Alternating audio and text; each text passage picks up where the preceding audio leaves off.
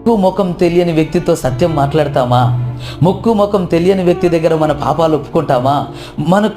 మనకు ముఖపరిచయం లేని వాడి దగ్గర మన బతుకును యథార్థంగా విప్పుతామా? కన్నవారి దగ్గర దాచేవాళ్ళం మనం, కట్టుకున్న వారి దగ్గర దాచేవాళ్ళం మనం, తోడబుట్టిన వాళ్ళ దగ్గర దాచేవాళ్ళం మనం.